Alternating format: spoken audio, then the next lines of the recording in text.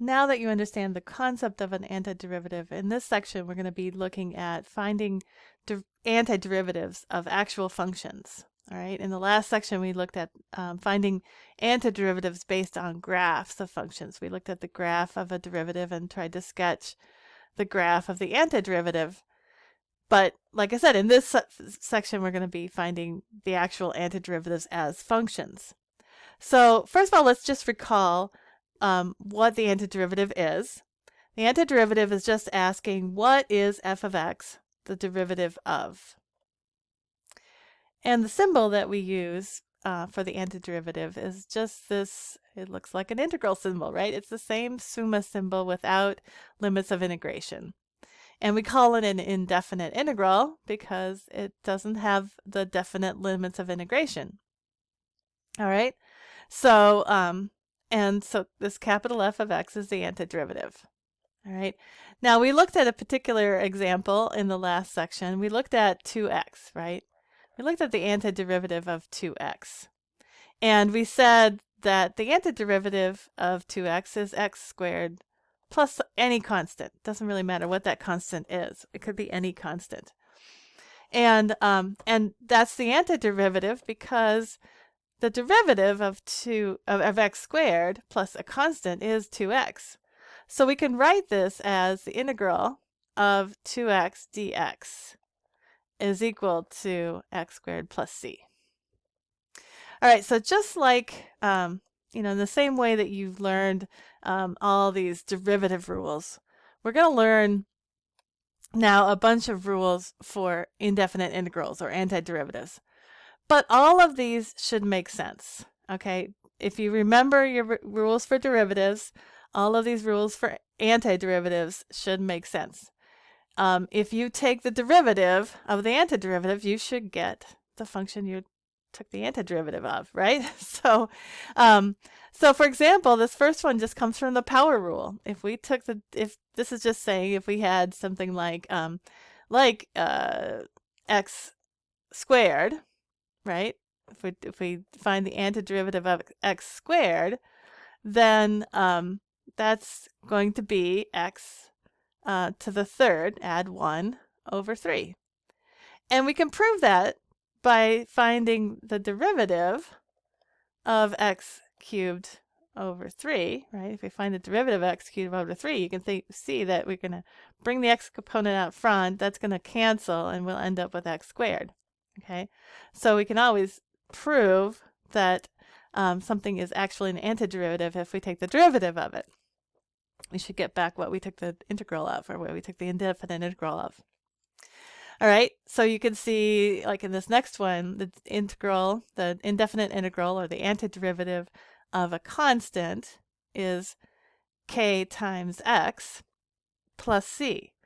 Because you can see that if we take the derivative of this thing on the right-hand side, we can get back just a constant, right?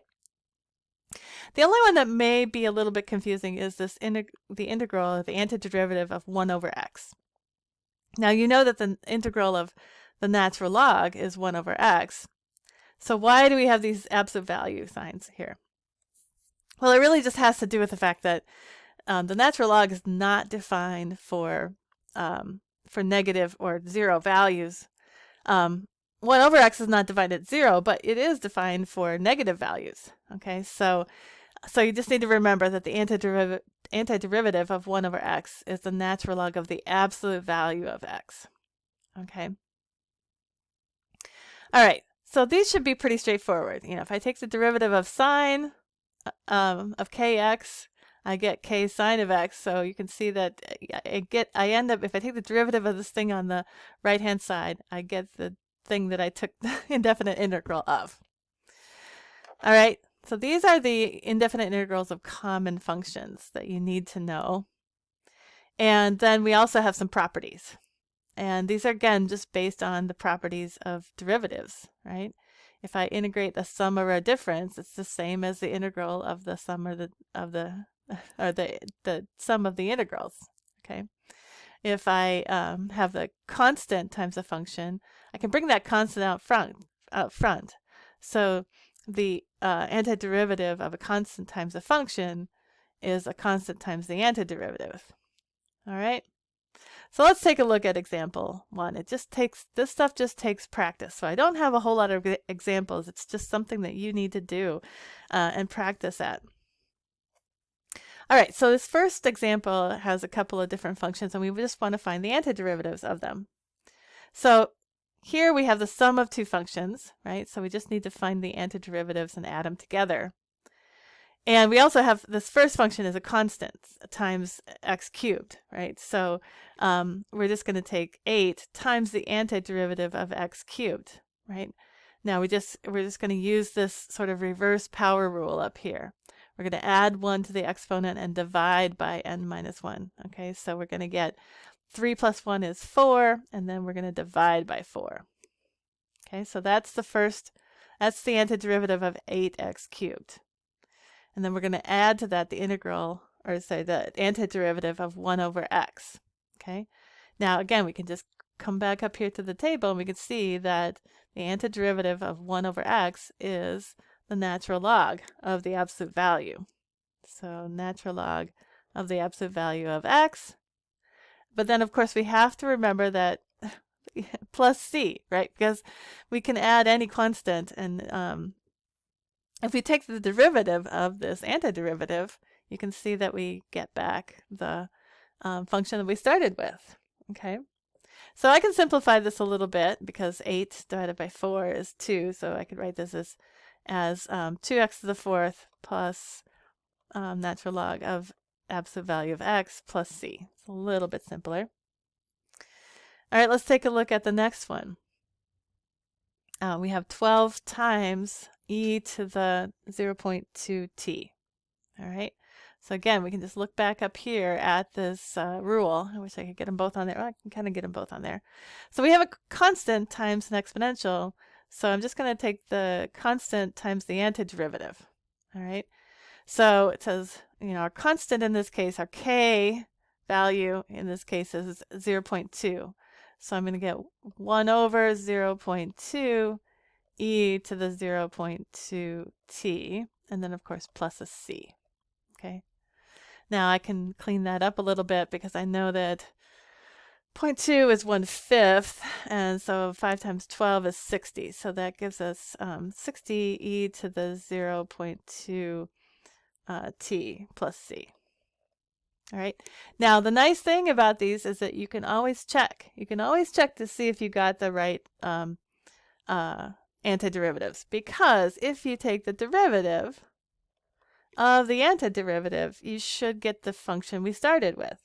All right, so if we take the derivative of 2x to the 4th plus the natural log of absolute value of x plus c, all right, what we get is, right, take the derivative of 2x to the 4th, we get 8x cubed. The derivative of natural log is 1 over x.